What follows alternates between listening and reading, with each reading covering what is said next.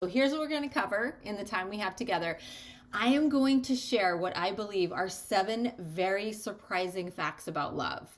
And I'm going to quiz you on those facts. So there are going to be 7 questions, and those 7 questions will frame the entire session today. And I'll ask each question, and I'm going to ask you to actually write down and commit to what you think your answer is to each of these questions. All right. So guess honestly and really look inside yourself to think honestly about how you would answer these 7 questions.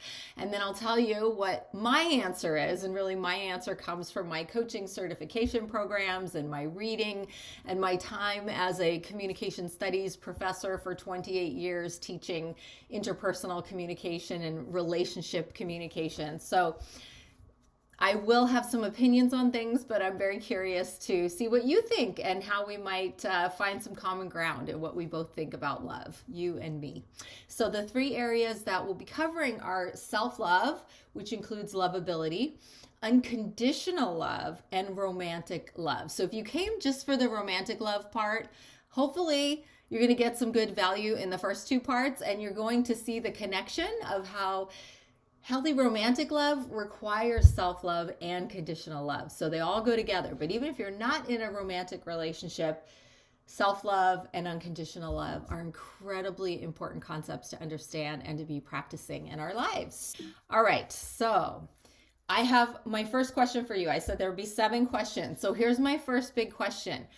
Who should you love the most? This is a pretty easy question. So this is I think, a fairly easy question, but I want you to answer honestly, not what you think the answer should be, or you think I'm going to say the answer is, but what do you really think the answer is in your life?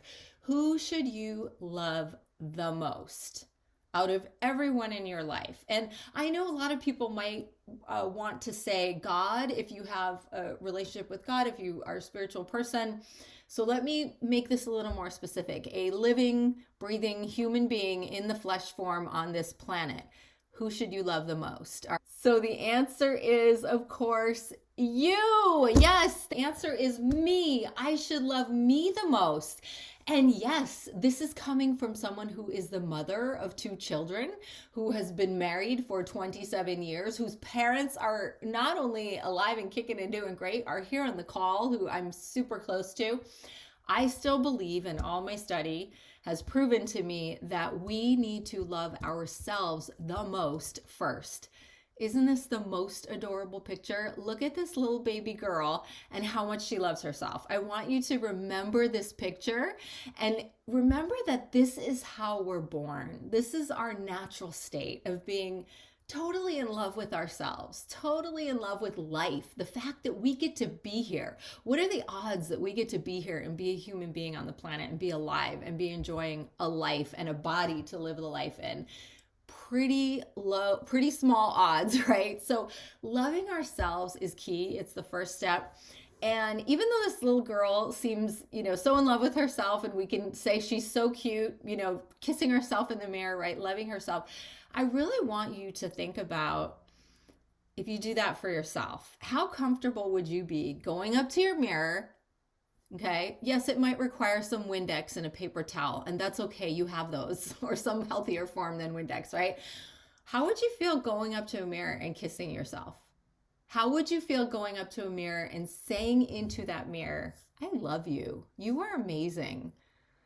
That's actually what a lot of people recommend. If you've heard of Louise Hay, who I love, who is no longer with us in human form, but a great well-loved teacher and has written many books, and she talked about what is called mirror work, actually looking in the mirror and telling yourself you love yourself and really believing it. And why does that seem so crazy to us, right? It seems so strange to do that, but we do it for other people.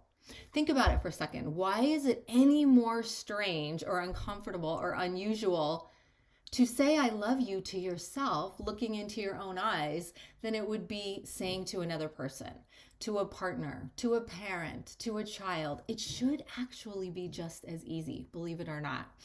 And let me share And let you hear from or read from some people you probably know, and maybe a couple who you admire and look up to. If you're not going to take it from me that loving yourself first is the best way to go, how about Meghan Markle telling us if we would just be kinder to ourselves, how much better off we would be? Maya Angelou, if I'm not good to myself, how can I expect anyone else to be good to me? Beyonce, right? Who does not love Beyonce? Amazing, powerful woman. The world will see you the way you see you and treat you the way you treat you. So this is why it has got to start with self-love.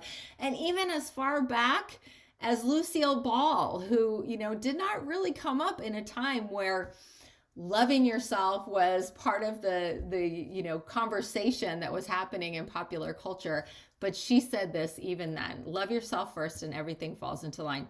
Now, I am a certified coach with the Life Coach School, with the International Coaching Federation. I'm a trainer. I was a professor for many years, as I've said.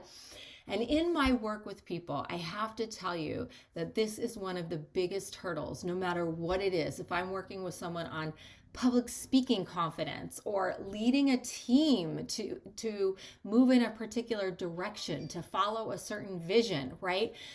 Once we dig deep and get down beneath the surface of things, this is often the biggest obstacle. The biggest reason why things are not happening, right, is that the person does not believe in themselves, that the person does not have this ability to say, you are enough, you are amazing, you are doing more than enough. Have your own back, believe in yourself, okay? So that is number one. I hope you hear me loud and clear. Love yourself first. All right. Ready for question number 2?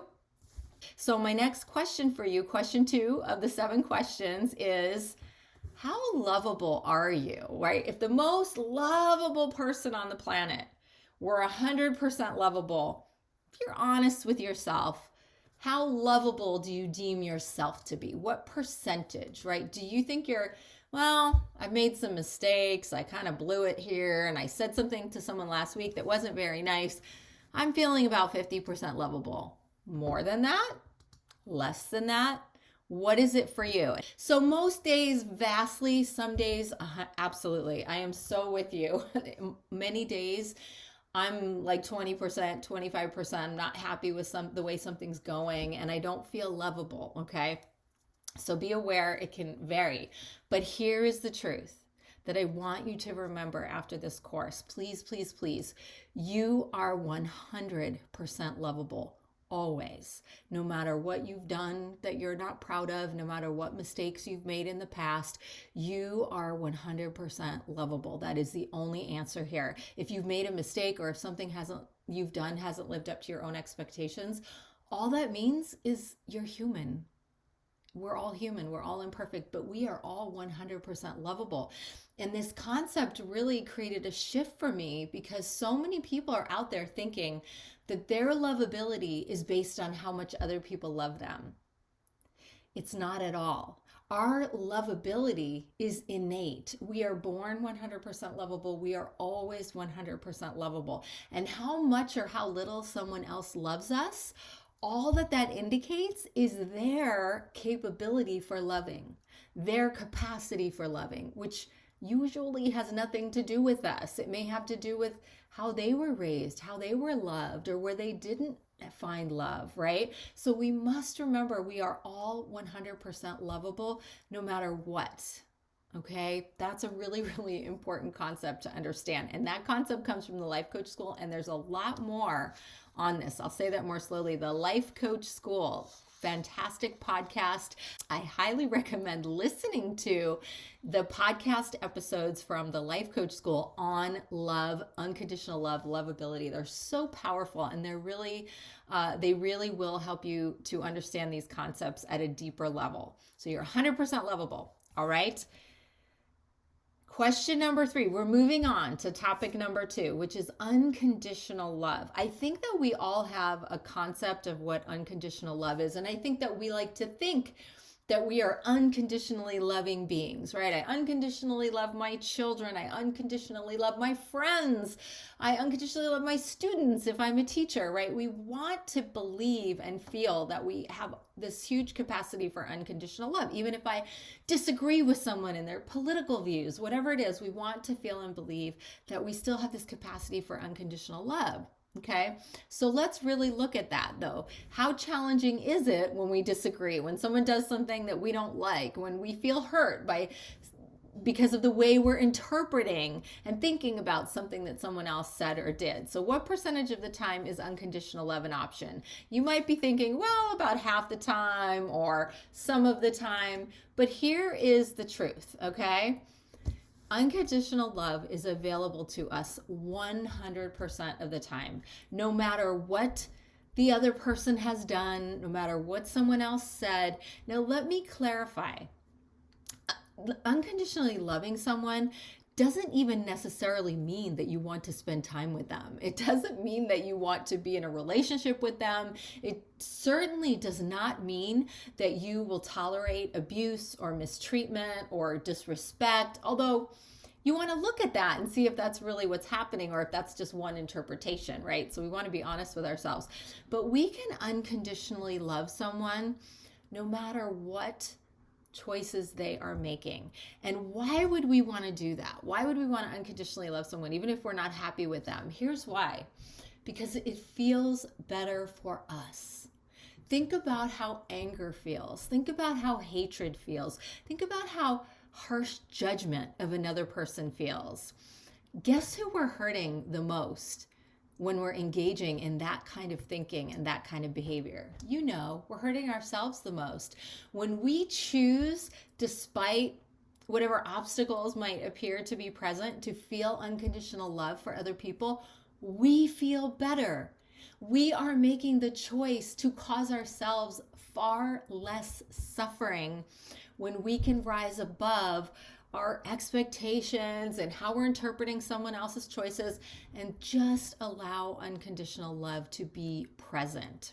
Now, I want to give you a really, really powerful example of this, all right? And it really gets at the next question, which is how unconditional can love truly be? So I asked how much of the time we can actually feel unconditional love, but now I'm asking how unconditional can love be, no matter what the circumstances. Guess what? You're not going to be surprised to see that again, it is 100%. No matter what, love can be 100% unconditional for people we know and are in our lives every day, and strangers that we come into contact with out in the world. Love can be 100% unconditional. And I want to share a story with you, and I want to strongly encourage you to watch this TED Talk if you haven't seen it. It is called Restorative Practices to Resolve Conflict and Build Key Relationships. And the woman in this TEDx talk tells an incredibly powerful story, and I'll just give you a little snippet of it. She talks about one evening she's at home with her husband and her children, and right next door, all of a sudden, they hear all of this really loud, disruptive music, and it's late at night, and they know they're not going to be able to sleep if this music continues. So they wait a while, they give it some time, and then the music gets louder and louder, and it becomes more difficult to ignore. And so the dad decides to go over next door and say, "Can you please turn the music down?" So a whole bunch of time passes, and the woman is at home wondering what's going on, and more time passes and more time passes, and her husband doesn't come back. And unfortunately, the end to this part of the story is tragic, is heartbreaking. What happened was when he went over there was a young man who came to the door and was completely inebriated and angry for some unknown reason and beat the man to death because he asked them to turn the music down. Okay, so this is heartbreaking. She tells this story, and you cannot imagine something like this happening, right?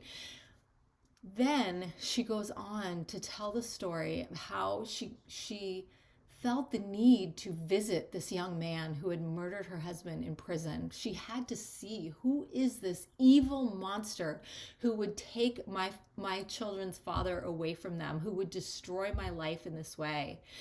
And as she goes on to recount the visit of this young man in prison, she tells the story of how he sat across from her sobbing and begging for her forgiveness, and how she handed him tissue after tissue, and all she wanted to do was comfort him. His remorse, his regret was so profound that she found herself moved by it, and she visited him again, and she got to know him.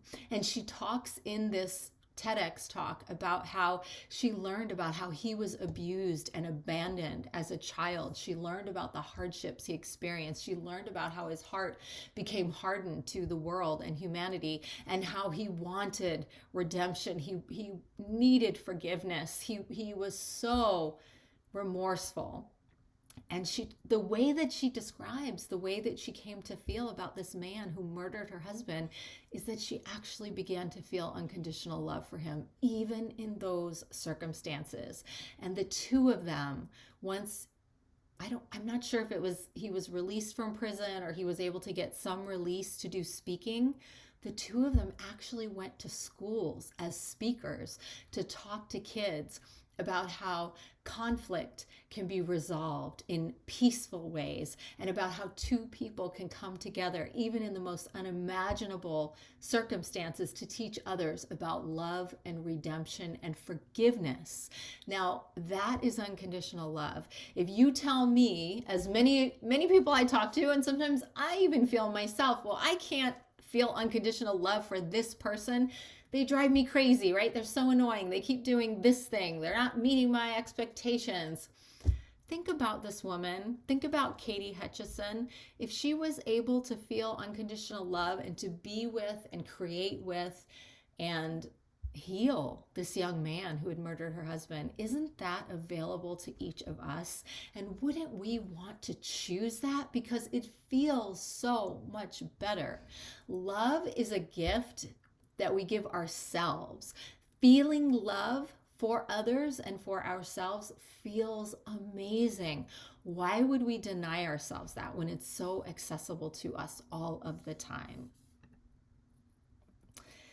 All right, let me skip a moment of the slide. Let me ask a question before I go to the next slide. One of the things that gets in the way of unconditionally loving as many people as we possibly can, as much of the time as we possibly can, because it is available to us 100% of the time. But one of the things that gets in the way is manuals. All right, so some of you may have heard me talk about manuals before. This is a concept from the Life Coach School, Brooke Castillo. There are podcast episodes on it. I love this concept. This concept was a game changer for me in every aspect of my life. Here's the idea of a manual. It's an operating manual for a human being, and it's full of all of these rules that they should be following, all of these rules that you've laid out for them. Well, they should ask me this question when I come home. They should say this when I say that. They should hug me at this time of day. They should not say this. I'm talking about manuals, right? So these operating manuals are these long lists in this huge book of rules and expectations that we have for another person. And we let our well-being and our emotional state rest on whether or not everybody's checking every box in our manual. That's a lot of pain that we're causing ourselves. Think about it. People are going to be who they are going to be. And our choice, we do have other choices than always just going straight to unconditional love. But think about this. If someone's going to do what they're going to do and they're not going to follow our manual, which a certain percent of the time is just going to be the case, right? We're left with the choice. Do we want to be upset about it all the time? Do we want to be angry all the time? Do we want to be constantly forcing our manual on this person? Or do we want to choose unconditional love anyway, regardless of that manual?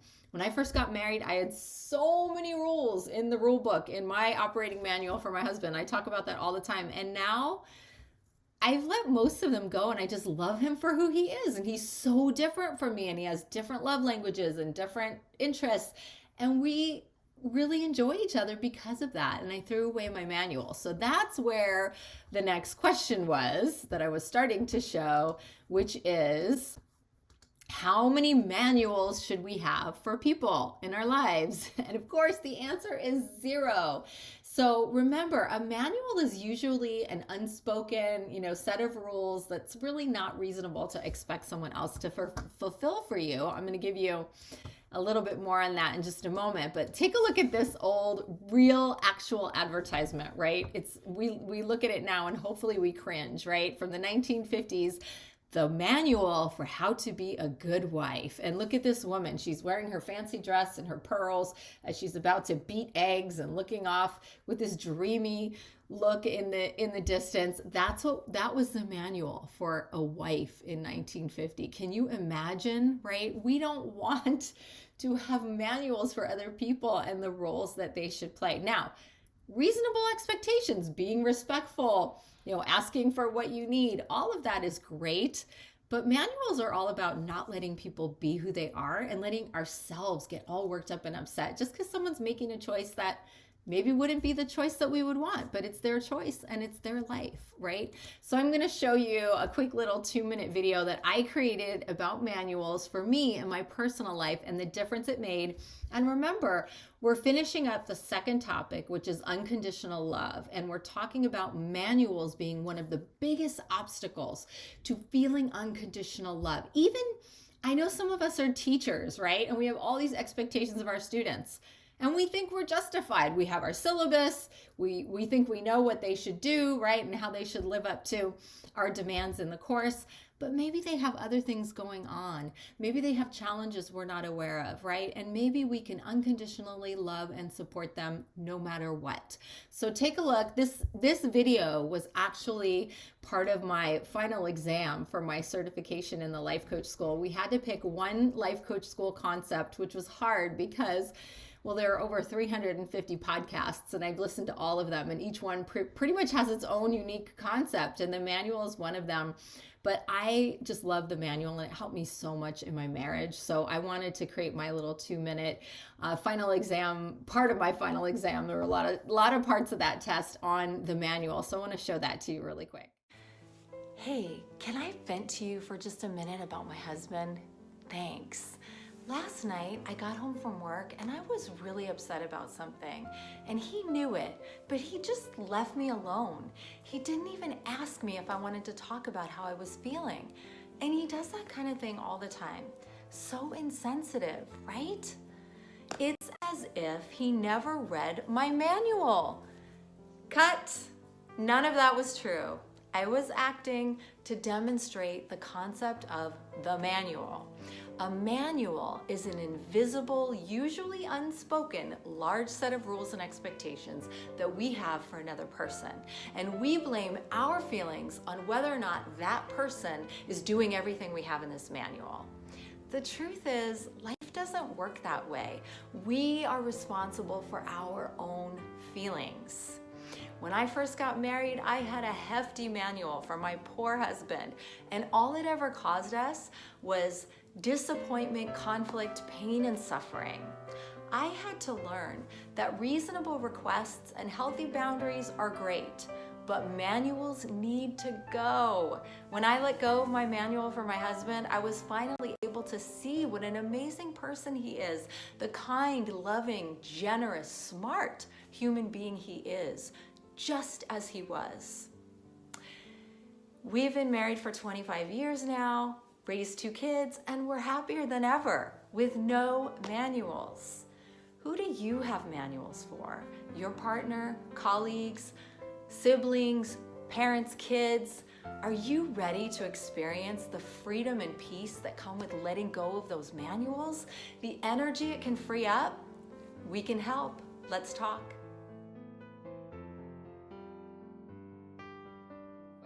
So, the concept of the manual was really the bridge from unconditional love to romantic love. And the last topic that I want to cover with you is romantic love, romantic relationships, whether it be same sex, whether it be marriage or committed relationship or dating relationship, this applies to everyone who's in a relationship or who may want to be in a relationship at some point. But one of the very first concepts that I would encourage you to really work to embrace in your life is the idea of unconditional love, because there's an interesting phenomenon that happens in romantic relationships that I'm sure you've heard of, and it's called the honeymoon period.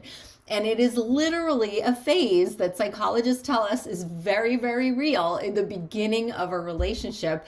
That is the honeymoon phase of a romantic relationship. And it's estimated to be somewhere from 6 months to 2 years, where you literally don't see anything wrong with the person. Or you may see some things wrong with them, but you are blinded largely to any imperfections, because you have this strong emotional and physiological attraction to the person and want and desire to get to know them. And so you're much, much, much more willing to overlook and not even see anything that may later surface or may later become more clear to you as something you don't like or that you would not want to have in a partner, right? So being aware of this is really, really important, so that we're not kind of blindsided as a relationship goes on and grows in depth and connection, and we start all of a sudden finding those manuals growing bigger. Like, how come I was so in love with this person, right? And all of a sudden I'm noticing all these things that they're doing that I don't like, and why didn't I notice that they were doing this and they weren't following my expectations here? And know that that phenomenon is very real, and it's something we need to be aware of and not fool ourselves about. And so we need to be mindful that those manuals are not growing, because the reality is that people are going to be who they are, and we want to love people as they are, flaws, imperfections.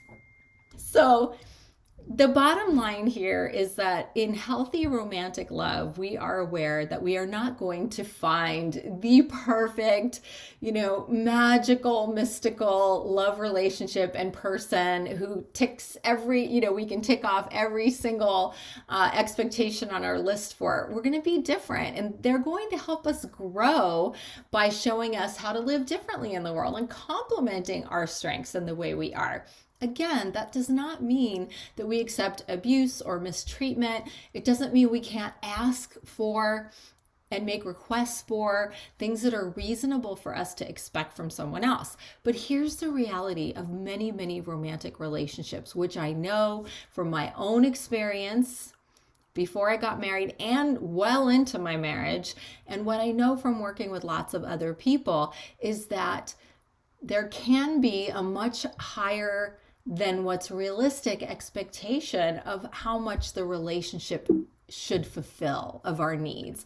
There can be an expectation that this love relationship is going to be the end all be all experience of our lives and bring all our happiness and meet all our needs. And if we look at it as a tank of gas in a car, that this relationship should fill that tank and it should be overflowing with gas, right? That person should just be able to meet all of our needs so that we barely need anything else, right? So the next question is, what percent of your tank can a partner, a romantic partner, actually fill? And what is recommended by relationship experts, psychologists? This specific statistic comes from John Gray's work. And there are lots and lots of other people who write, obviously, about relationships and who I've studied in great depth. They all say this in one way or another. What percentage of your tank can a partner fill up? Well, guess what? It's only recommended to have it be about 10%. And that's a lot less than what I think most people are expecting is going to come from a romantic relationship. That doesn't mean, you only spend 10% of your time with your romantic partner. You can spend all the time in the world with your romantic partner. What it means is that you come to the relationship whole and happy and fulfilled And then your partner can kind of top you off, as they say, that extra 10% of happiness in life. And this has been studied extensively. Robert Holden, who's from who's a psychologist, Dr. Robert Holden, and has written much about this and studied with Louise Hay, said that there was this huge longitudinal study about whether people who were married were happier or less happy than people who weren't married. And guess what? They found that people who were married were happier than the people who weren't married. But then they questioned that finding, and they went back and studied all those people who were married and studied their baseline happiness levels, found ways to measure their baseline happiness levels when they were single, and found that their levels of happiness when they were single were the same as when they were married. So think about the cause-effect relationship. The only cause-effect relationship that was proved was that people who are happy are more likely to be married. But the marriage did not make them happier. They were happy people in general. Therefore, they were happy married, and they were happy not married, right? So when people look for a partner in a romantic relationship to make them happy, if they're not happy already, that is a setup for disaster. I am really sorry to tell you, but I promise you, I've seen it time and time again. And I experienced it myself. I expected way too much from my marriage and learned over time that I could fulfill so many of my own needs by doing the things I enjoy, whatever they may be for you, for me. Exercise, reading, time with friends, growing, learning, whatever it might be, right? It could be work, it could be anything, but that we don't want to come to that romantic relationship expecting it to sort of fill up some dark hole that's within us that another person really can't fill. We kind of need to be fulfilled and happy and whole, and then we bring that to the relationship, and then the relationship can be really healthy. So this is what a lot of the literature says on romantic relationships. Doesn't mean that we can't fully enjoy and fall into and love romance and enjoying that with our partner, but it means that we can be whole and happy and healthy without it as well. It's not to get us to the baseline of feeling like our life is satisfying. It's to bring us above that. We do the baseline ourselves, and more than the baseline. We could be great without a partner, okay? So understand that. I would encourage you, if you're on my newsletter list, you got an email yesterday with a YouTube video of me and my spouse Neil talking on our podcast. I have a podcast called The Right Questions with my senior consultant for my company, Todd Parker, and we have a lot of fun answering a question on every episode. Or we're on all the podcast apps every other Tuesday. And so this episode, I decided it would be just me and Neil, and we just had a half an hour conversation. Didn't plan it, just totally casual and candid, and we talk about all of this and talk about all the mistakes we made earlier on in our relationship and how we expected way too much. We expected the other to like fill most of the tank, and we grew up together and learned together how to have fulfilling, wonderful lives, and then come together and really enjoy each other in a new way. And so if you're interested, just check that out. It's on YouTube, and it's episode 9 of the Right Questions podcast.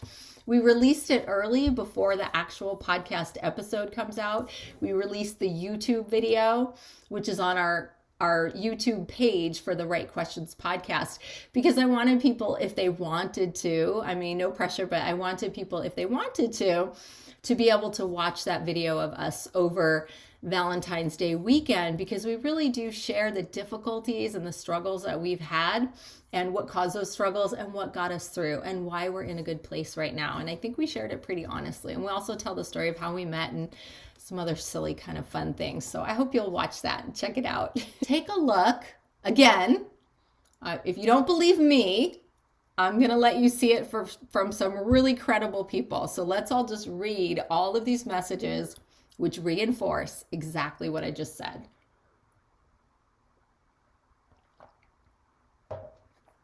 Michelle Obama, Oprah, Rita Wilson and Tom Hanks, right? Everyday people, scientific studies. Romantic relationships do not make us happy. They can be beautiful, lovely, wonderful, icing on the cake if we are taking good care of ourselves and meeting our own needs first. Then they can be wonderful. And that's I think the biggest thing that I've learned in being with the same person for 31 years, and we have an amazing time together. We have a great relationship, but we get most of our needs for our, basic happiness in life through the other things that we do. And then we really, really enjoy each other. My last question, and this one is so important. Please, please, please stay with me just a few more minutes. This is the last one, and this one is so important. About love. How much of your love is caused by what the other person does or does not do? Now, this question applies to any relationship, a romantic relationship, your relationship with yourself, with a friend, with family members, colleagues, any kind of love. Sometimes we love our teachers, we love our students, we love people in our lives. We can love thy neighbor, I hope, right? But how much of that love comes from what they do or don't do? For instance, we like to say, oh, I love him because he treats me so well. I love her because she makes me feel so smart, right? So how much of the love we feel is because of what they do or don't do? Guess what? 0%. We can feel love for someone no matter what they do. And we can feel love for someone if they make mistakes. We can feel love for someone if they never do anything that we think they should do, if they never do anything that makes us feel good. We can choose to feel love for a person regardless of what they do or don't do. Now, here's the tricky question that most people don't realize, that's a part 2 to this question. If our love for someone else doesn't come from what they do or don't do, where on earth does it come from? Okay, Bridget, where does it come from then? Because I mean, most people I think go around thinking, I love this person because they fill in the blank, are this way, do these things, are kind, are loving, are generous. Nope. Still not true. 0% what they do or don't do. Guess what your love comes from? What you think about that person. Love is a feeling. Our feelings come from our thoughts. Just think about it. Someone can do something and one person will think it's wonderful and feel love for them, and another person will think it's rude and feel angry at them. That behavior was the same. So it's not what that person did or didn't do. It's what the others are choosing to think about that action and think about that person. I feel love for my husband, Neil, when I think loving thoughts about him. I feel angry and annoyed with him when I think angry and annoyed thoughts. And it could be the same exact behavior that he engages in. So it's my choice to decide what I want to think about it. This does not mean that I'm going to think loving thoughts and feel loving feelings about everything he might do. He might do something that I want to ask him to do differently. Okay, he might leave the sink full of dishes, right? And I think he should wash his own dishes. I still get to choose in that moment. Am I going to think, what a jerk, how insensitive, he's so rude, he just never helps me. Do I really want to generate those kinds of thoughts and feelings and feel awful and feel angry and then probably lash out at him and have him become defensive and lash out at me? Or can I simply say, hey, I noticed the sink was full of dishes. Would you mind washing them? And then I don't have a manual for him, so he gets to say yes or no. If he says yes, great, the dishes get done and problem solved, no problem, but situation resolved. Or he might say, no, I'm busy right now, I'll do them later. And then the same thing happens. I get to choose what I think about him saying that. Do I think, I can't believe I asked him to do it, it's so reasonable, and he's saying no, and this is so unfair, and our relationship is totally not based on equality, and I don't like this. Or I can think, he's busy, he'll do them later, and choose to think about what a loving dad he is, what a wonderful person he is, how committed he is to volunteer work and service, and how generous he is. All those things are true. So it's what I'm choosing to think about him. It's what we choose to think about a person in the moment that either causes us to feel love, which feels good for us and probably feels good for them, or thoughts that make us feel bad about the person, angry, upset, hurt. And then we feel bad, and then maybe we make them feel bad as well. This is not putting up with behavior that we think realistically we have a right to ask that it be changed, but we can do that in love as well. That doesn't have to come with judgment and anger and upset, right? So those were my 7 questions about love. I'm curious how many answers you got right. There were 7 questions.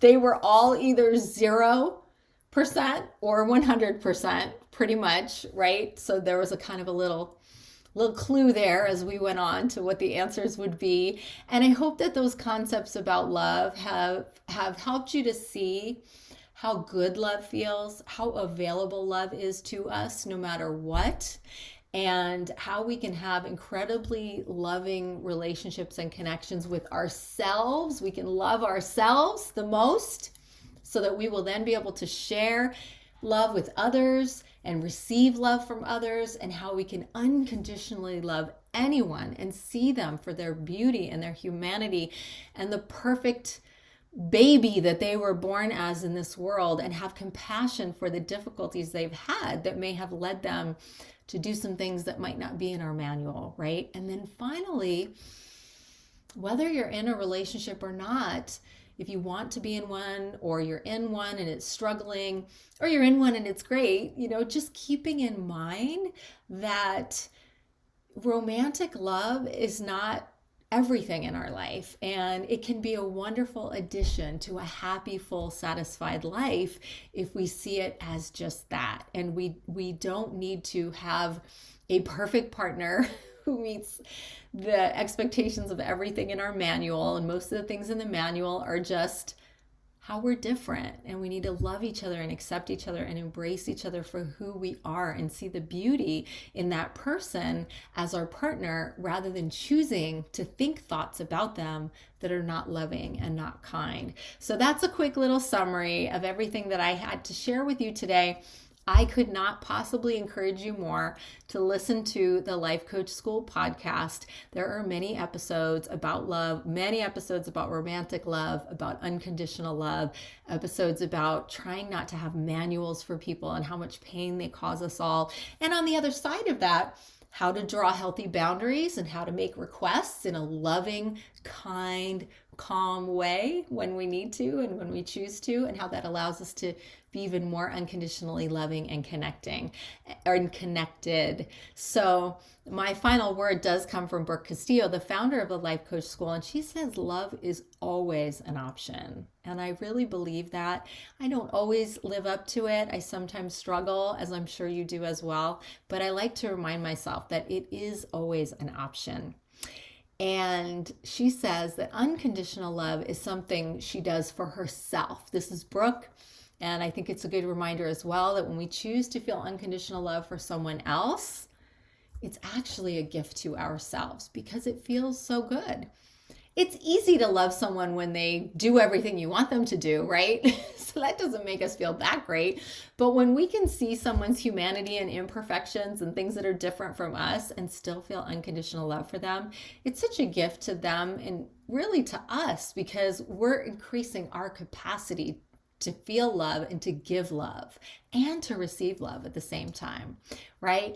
Love always feels good. Love rocks, even when it's unjustified. Even when we say, I challenge you to challenge yourself, and I challenge myself as well, even when it feels like, I don't want to feel love toward that person, let's choose to try it in the moment and see how good it might feel. So thank you so much for being here on this weekend of love to talk with me about love. I hope you got something that you can take away that will allow you to feel more love or deeper love for yourself, for others, and whether or not you're in a romantic relationship, that you feel great about where you are with it and where it could be in the future for you.